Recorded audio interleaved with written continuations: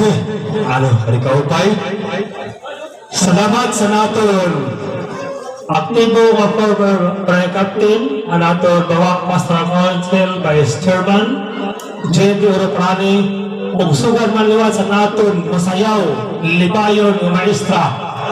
Mga bawang nun, mao si Ma'am Leslie Gulam sa niyo ginhatag nga gugma o palipayas naton niyan pasidugog ka Senyor San Isidro Labrador.